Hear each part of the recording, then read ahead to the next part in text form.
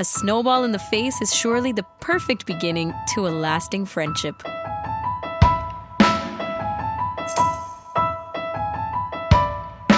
Welcome to AMI Audiobook Review, the weekly podcast where we chat all things audiobooks. I'm your host, Rhianna McGregor, and the quote we just heard is that by Marcus Zusak from The Book Thief. And of course, the reason why I picked this was because Toronto had its first snowball. It's had its first snowfall, and that's why we're talking about snowballs, because I'm sure you've had this conversation yourself already, kind of rolling your eyes at the snow going, oh no, it's winter already. But I don't think that's the snow's fault. I think that as we get older, snow starts feeling rough and winter starts feeling rough, and we forget about how fun it was when we were kids and not even realizing that you're cold. You know, this was the big phenomenon for me. There was a time in my life when I started to realize, I'm feeling cold. And when I was a kid, I never felt like this. I remember going and running out as soon as we saw that there was enough snow to, roll around in or build snow forts or snowball fights, all these kinds of things. And going out for snow angels, and boots didn't matter, hats didn't matter, mittens didn't matter. And my mom would chase me out the door, sometimes even in her flip-flops, to try to get boots on me, hats on me, coats on me and my brother. And then afterwards, we would end up losing all that in the snow anyways. Come home more often than not with one less mitten, definitely no hat. The coat was wide open because we were sweating from the snowball fights, and we're soaked to the bone, inside out. Half the time, I don't even think we had our real winter boots on. Did we even own real winter boots? No, I don't think we needed it. And then we finally start to feel the cold, and that's way, way later. Like we're inside, and then we realize, I can't really hold my hot cocoa. My hands are burning because I'm actually cold. So I think that when I read this quote, it made me reminisce, definitely miss the childhood perspective on snows. And don't get me wrong, we can still take part in all kinds of things as grown-ups, going skiing and skating and even taking, if you have kids with you, taking kids out and enjoying the snow, but it's not the same. Hey, before we get to the next part of AMI Audiobook Review, let's quickly take a glance at the CELA homepage. The featured titles up there are still The Winners by Frederick Backman, The Case of the Murderous Dr. Cream by Dean Job, and Our Missing Hearts by Celeste Ng. We're going to be checking in with Joeita Gupta. She's the host of AMI Audio's The Pulse, also available as a video podcast, talking about graphic novels. How do we make them accessible? Well, there are some projects going on out there that we want to check in on. So let's do that on AMI Audiobook Review.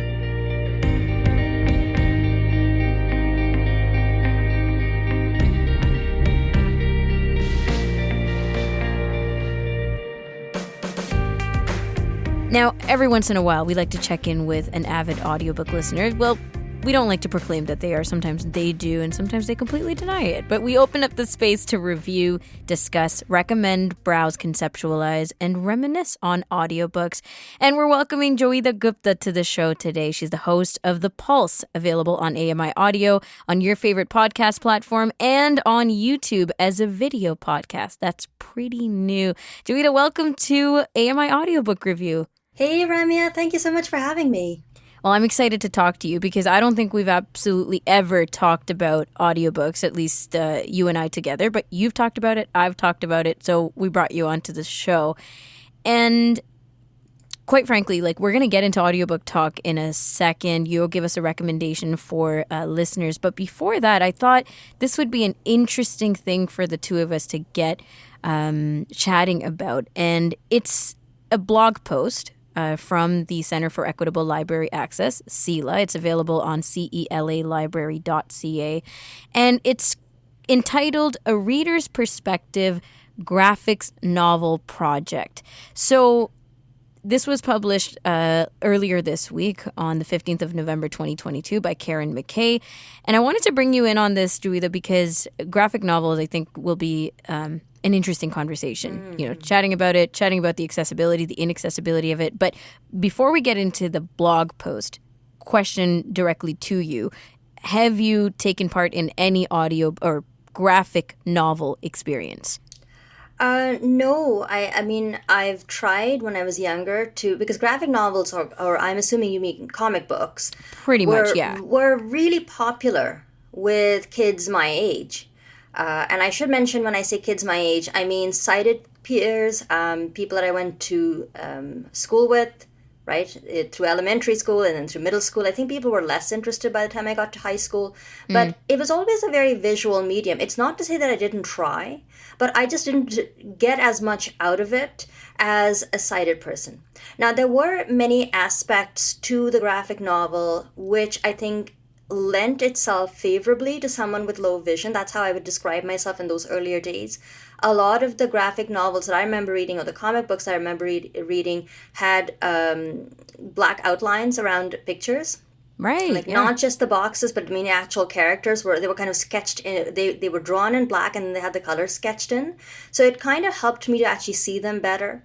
If I used a magnifying glass and I could read the little bubbles with the speech and the thoughts, but it was never an experience that I sought out in the way that I think those around me enjoyed, collected, and cherished the graphic novel. And I like the genre being referred to as graphic novel because when I was a kid, I don't think people took the graphic novel seriously. And as in the reading part of it? As in the reading part of it or the consumption part of it, I remember being told that people who read graphic novels were kind of dumb. And as a serious person, I wanted to read novels. Even if those were abridged novels or large print versions of novels or whatever. But there was a perception, and I'm very pleased to see that attitude is changing. But at least when I was a kid, there was a perception that if you were smart, you would keep away from comic books. Of course, that has now changed. I know that they teach courses at universities dedicated to the graphic novel. It is a genre in its own right. And I'm very pleased that we're having discussions about making the graphic novel accessible. Not just for the obvious reasons, which is, if you have someone with a disability or a visual impairment or blindness, you want them to be able to have the same access to the same material as anybody else. That's the whole point of having quote-unquote alternative formats. But I am also very curious about what creating the graphic novel as in an audio format. I'm very curious about what that would do to the genre itself and how we actually go about telling stories. So I think it's a really good idea. It's one of those situations where I feel, Ramya, if I had read the blog post, or if you read the blog post, maybe you had the same reaction where it's like, why didn't I think about this myself? I mean, I've just told you that I grew up around graphic novels. Everybody around me was reading them. And I have also confessed a degree of dissatisfaction with not getting as much out of them as I might have perceived everybody else was getting out of them. And yet it's the first time, and I have left graphic novels far behind now because I'm in my mid-30s. Not to say that that's not to say that adults don't or can't enjoy the graphic novel, but I haven't really sought one out in a number of years. But nor have I ever really tackled or tangled with the question of why and how and to what end they could be made accessible. And I mean, we're not new to audiobooks being seen as an adaptation, right? Being experienced as the second part or the second iteration of something that already exists. However, when we're thinking of making graphic novels accessible, there are some unique circumstances that we're trying to navigate here. And so in this article on CELA, and with the experience that we're going to be hearing from directly from a tester of this graphic novels project that CELA is taking part in, I think that we're going to learn a lot. And these questions that you're asking, which I think are very valid, how do we make it accessible and what elements are interesting or stand out to you or work or don't work? I think that we're going to have some particular perspectives about that. So for a long time, this is how the article starts. For a long time, graphic novels have been difficult for people with print disabilities to access because the content is shared both in images and in text, as you mentioned, Joeita. Beginning in 2020, CELA launched a pilot project to produce more human-narrated graphic audio novels. Our goal is to develop a set of best practices to make future production easier. As part of this process, CELA works with a team of accessibility testers who review the book and provide feedback and guidance to our team.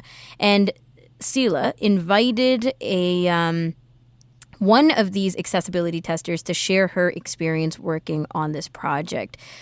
So as you already shared a little bit of your background with graphic novels, I'll share mine. It seems to me that you've really tried over the years, especially as a kid, to kind of use the vision you have or the strategies you have to go through graphic novels. I did not try at all. And because of that, I felt like I was completely missing out on this section of fun, because it felt like a lot of people were having fun reading comic books and taking part in these discussions and awaiting the next ones and collecting and, I don't know, sketching, drawing, whatever it may be. Whereas I felt like I really just could not take part in this at all. And so it bothered me a lot over the years.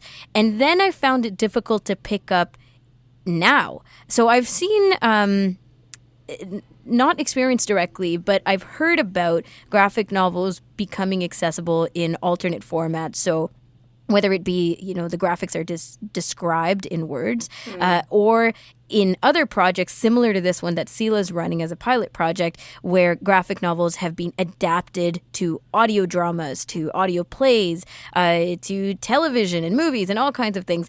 And I still felt like, because I wasn't in it from the beginning and in it since I was a kid, I found it very difficult to take part in as an adult, even though things are becoming more accessible. So I definitely felt like the train was kind of gone for me on this journey. Yeah. But this tester had a lot of interesting things to say. So it brings me back into, well, what does it mean to be an accessibility tester for something like this? So Rhianna McGregor Hajzer she wrote a blog post on her experience kind of piloting this as a tester, right? And these are some of the things that she had to say about it. She said that graphic novels are a genre of book that integrate dialogue with illustrations to tell a story. And this is a genre that I felt as a fully blind woman that I couldn't take part in. And there are three primary areas that I take into consideration with each graphic novel that I evaluate. Number one is balance. Is there a balance between image description and narration? Are the images well distributed throughout the narration? The second one is objectivity. Are the image descriptions objective and unbiased? Do they paint an accurate picture for the reader of what is happening? Number three, she says, is clarity. Is the book easy to read and understand? Do the image descriptions add or detract from the reading experience? So let's break these down a little bit. Joeita, first word to you. Do you have anything from these three that stand out or that you think is meh, maybe not as important? Or the real big question is it taking away from creative license? No, it's not at all taking away from creative license. Any form of writing, illustration, graphic design, and then even the act of interpreting those things so that it can be conveyed in a different format, i.e. audio, is in and of itself an act of creativity. Because that's not just a simple matter of narrating what you see in front of you. I'm sure that's a simple interpretation of what audio description of any form is, but there's a lot of judgment that goes into any form of audio description, as you know, what language to use, what words to use, what to put in and what to leave out. I can't really see myself fundamentally disagreeing with any of this. The balance piece is really big. You don't want to drown the story in description. You'd also want to try and provide an objective balance. I think that makes a lot of sense. And clarity, again, these are things that I think across the board apply to all kinds of descriptions. And maybe it's just me being really shallow. But I thought the first and most important thing for me in a graphic novel was getting a really good sense of the background and, who's in what kind of outfit and, the kind of hairstyles. I've always been fascinated by the things that I think a lot of other blind people find not as important. Because the golden rule for description is, does the description help to tell the story or advance the plot? And right. whether someone's in a purple top or a green top doesn't really make a difference to the plot. So it often gets left out of any form of description. But then I'm one of those, I'm probably in the minority because I like clothes and I like fashion and I like to know what other people are wearing. And often I've had to resort to my husband to say, honey, what are people wearing? Clothes. They're wearing clothes, you know? He doesn't want to get into it either. But I love those details that don't necessarily lend to the plot, and therefore tend to get left out of descriptions of graphic novels or even just description in general for the simple reason that they're not advancing the telling of the story. But then I think to myself, if I were a sighted person, I'd know whether the person was in a green or you blue take or for granted. purple. You take it for granted. And why shouldn't we know these things? But of course, I have my own biases, as you know. My husband doesn't even look at what he's grabbing from the closet every morning he gets dressed. He's just like, he's like, he'll wear a shirt and leave the house and maybe run a comb through his hair, and that's the end of that. So I do, I'm happy to take a bit of criticism on that.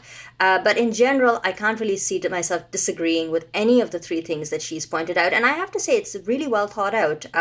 Often I don't really go into in depth thinking about what makes good description, and I feel like what she's offered us, all of us, whether we're describers or the people who the description is intended for, I think she's offered us a really good roadmap for what makes good description, irrespective of the genre to which it's being applied. Yeah, and of course, I've done some consultation myself on audio description and image description, and it's a variety of things that I've taken part in. So it can be anything from art and culture to, alt text on your social media posts, right? So this question of objectivity, which Rhianna says is a tricky one to assess accurately, because if you're, like you said, the person who this description is intended to, there's nothing to really compare it to, right? Unless you have some visions. But for me, objectivity is a tricky one, because is it really possible to be completely objective? How many people are assessing this factor of objectivity and then saying, yes, we all agree unanimously that this is objective description?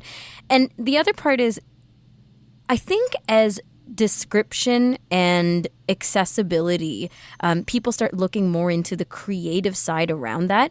I wonder if that creativity means we don't really always go the objective route. And I'm sure we've all experienced some degree of this when we watch TV with audio description, right? And you can tell the difference between audio description on this show versus this show.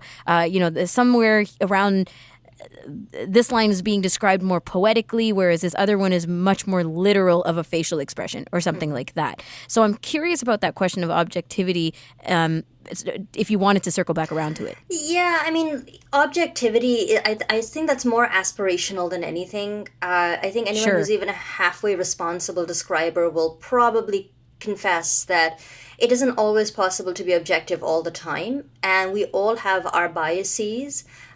Even in whether it's in our rendering of description, I would hazard a guess, because I've been asked to join a Facebook group, an audio description Facebook group, and they have very in-depth and intelligent discussions about the kinds of words to use to describe certain things. Should we describe whether someone is fat? Should we describe, someone's race or ethnicity? And when you have discussions about this and fraught debates about whether those details should be included in the description, every time you're making a judgment, you're either you're erring on you're making a decision which automatically excludes making another decision, if you know what I mean. Yeah, like for or against something. I mean, it's like objectivity in science, right? You try to have an experiment with controls and double-blind experiments and do all those other measures, to try and make sure your studies are objective. But maybe down the road, when someone replicates your study or new information comes out, then people tut-tut and they say, oh no, but it wasn't really objective. I mean, at one point people thought Freud and psychotherapy, Sigmund Freud's ideas were objective. And then, of course, years later, people came along and said, hang on a second, we're not just motivated by our ego and our superego. What are you talking about? Or people said evolution was the way that, people, they talked about evolution as the origins of the human species. And then, of course, we have Darwinism and survival of the fittest. So ideas come and go. And with ideas coming and going, I think what objectivity is changes over time. I don't think that there are these positivist notions of being literal and conveying certain things exactly as they are. But I think unless one was very irresponsible or unethical, which I don't think a lot of describers are, I think a lot of describers will probably err on the side of saying we try our best to be objective. Yes. We try and get it right more often than we are negligent, but we can't make that guarantee that we'll be objective all of the time. And that's about as good as you can get with description or any of those other things. Like even with balance, you could have, like I've sometimes sat through descriptions and kind of gotten a bit fed up with how descriptive they're actually being. I said, I don't need that much detail. Or other times I'll turn around and say, you're not being descriptive enough. What just happened here? I heard a door slam, but I have no idea who slammed the door. So all of these things... It's why description is an art form and not so much a science. Exactly. And that's what makes the graphic novel as the subject of our conversation on description so interesting. Because you're taking an art form and you're adding this whole other layer to it. And as I said a few minutes before, I'm really curious about what the inclusion of audio description in the graphic novel genre will mean for the graphic novel itself. Because it is a format that has gone through its own trajectory and growth and its own has its own sort of paradigms and theories. And I confess that for the most part, those paradigms and theories have exclusively focused on the visual. I think it's really an exciting moment, not just for blind people as the recipients and the potential beneficiaries of audio description, but I think it's a really exciting moment for the genre because I think it does have a certain resonance beyond the end user who will benefit from description when we think about how this might help to evolve and grow the genre, bearing in mind that it is a very phenomenal way to tell stories. Yeah, absolutely. I mean, when we talk about inclusion, there are now options, right? Options and choices, and that goes back to what you consider great audio description or what you prefer as your medium of something like I don't know, watching Batman, right? Like it doesn't have to be in a graphic novel anymore, and that's what I think is really incredible. And as we keep going with this, it's very beautiful to see how things are progressing and also to see individuals and people, organizations like CELA take it upon themselves to say, and we can do one more with this. We can spin this other way. I do want to shout out Rhianna McGregor Hajzer. She's a blind blogger, accessibility enthusiast, and guide dog mom, impassioned to create the world she longs to live in. And you can read her perspective about life with a disability on her blog, Not Your Blind Writer. Joeita, before we let you go, we have like a minute. So do you want to send us off with a recommendation and a little bit of context on an audiobook? Yes, so this is a book by Silvia Moreno Garcia, who's a Canadian-Mexican author. And please forgive me if you've done the book already, but it's called Mexican Gothic. And the book is an audiobook. It takes a couple hours to read through. And it starts out in 1950 Mexico City and follows the journey of a young woman who receives a letter from her cousin saying that the cousin, who is married to an Englishman living in the Mexican countryside, is deeply fearful that her husband is trying to murder her. And so she then ends up following the trail of her cousin to this remote mansion set in this remote part of rural Mexico and encounters the family that she's married into. It is a faraway, cut-off place. The family is deeply inhospitable and quite unwelcoming. And through all of that, it's a book set in the horror genre, so there's elements of fantasy, realism, and horror. It's a great read. Their end is a bit disappointing. I hate to say it. I'm not going to give away the ending, other than to say it's a little disappointing. But the reason I wanted to recommend it is because, you said earlier that audiobooks are often seen as something supplementary.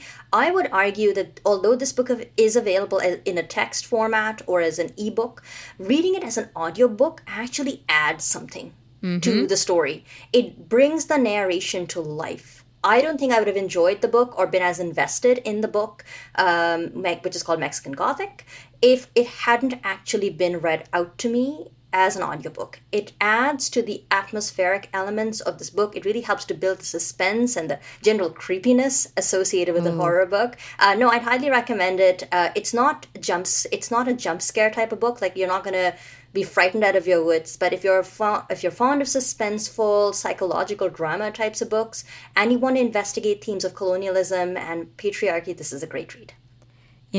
We know that presentation is not everything, but in audiobook listening, presentation makes the world of a difference. Joeita, thank you so much for joining us this week. Really appreciate you coming on and having this incredible discussion with us and the recommendation, and I hope you'll come back soon. Of course. Thanks so much for having me. Joeita Gupta, the host of The Pulse on AMI Audio, available as a podcast and a video podcast on YouTube. That wraps up this week's episode of AMI Audiobook Review, and until next week, happy audiobook listening.